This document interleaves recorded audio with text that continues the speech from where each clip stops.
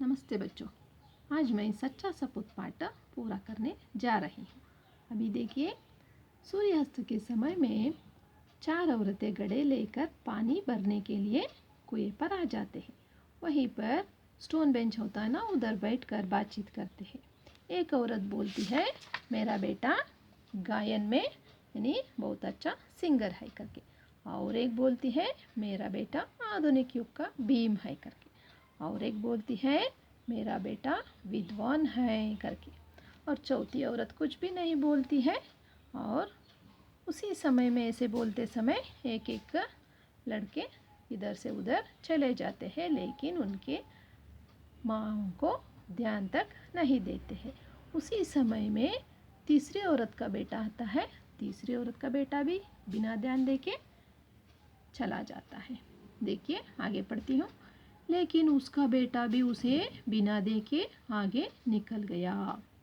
अभी वे थोड़ी दूर ही गई थी, चौथी औरत का बेटा भी उधर से निकला। वो देखने में बहुत सीधा सादा और सरल प्रकृति का लग रहा था। उसे देखकर चौथी औरत बोली, यही है मेरा लाल। वो उसके बारे में अभी बता ही रही थी। उसका बेटा उसे देखकर रुक गया और बोला, लाओ माँ, मैं तुम्हारा घड़ा पहुँचा दूँ। बहुत मना करने पर भी उसने अपनी माँ के सिर से पानी का घड़ा उतारा और अपने सिर पर रखकर घर की ओर चल पड़ा।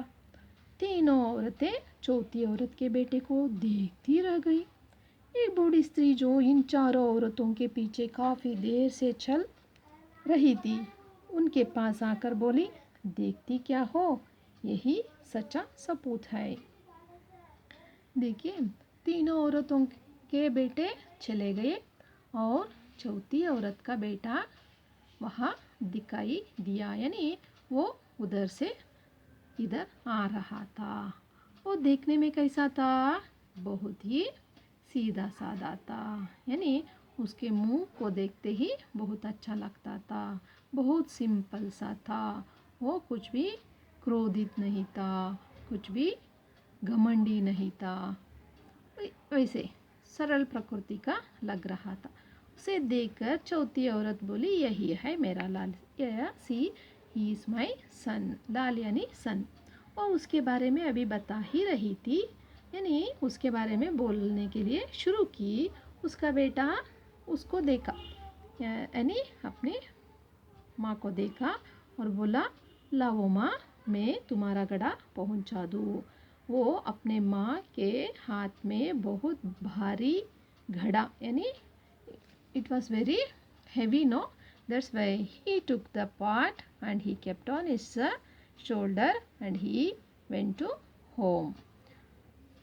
लाओ माँ करके वो घड़ा लेकर अपने सिर पर रखकर वहाँ से चला गया। माँ क्या बोली? नहीं नहीं करके बोल रही थी, लेकिन वो हाथ से लेकर अपने सिर पर रखकर वहाँ से चला गया।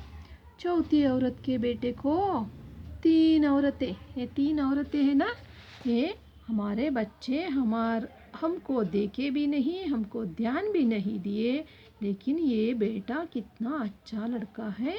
अपने माँ के कष्ट में हाथ बटाया, अपने माँ को तकलीफ लेते हुए उसको अच्छा नहीं लगा, इसलिए उसने क्या किया? घड़ा ले लिया।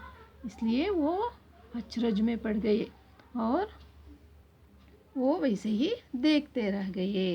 ये सब देखते हुए एक ग्रैंड मदर जैसी एक बूढ़ी स्त्री वहाँ खड़ी थी, यानी she was observing all those things. What she told, उनके पास आकर बोली।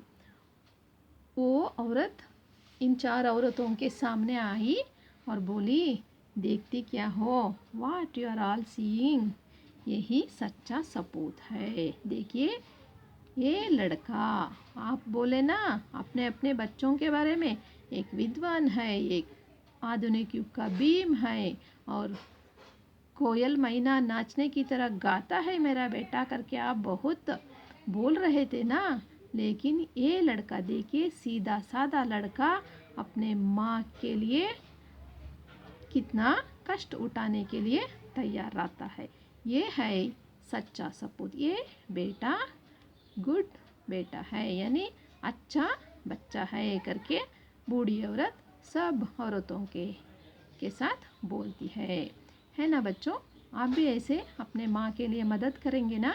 हाँ, आपको कितना होता है, कितना काम आता है, वो सब करने में आप इधर उधर न देखिए। और मदद आपके माँ नहीं तो दादा दादी पड़ोसी वाले आपसे पूछे तो आप इनकार मत करिए, कितना हो सकता है उतना करिए।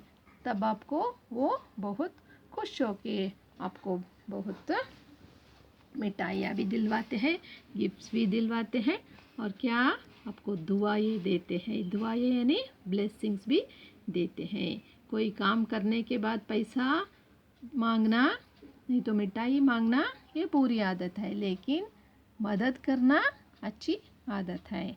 आप भी ऐसे मदद करिए, आपको भी बहुत दुआएं मिलेगा, है ना बच्चों। ऐसे करेंगे ना, आप भी सच्चा सपूत होना है तो ऐसे करना है। हाँ, धन्यवाद बच्चों।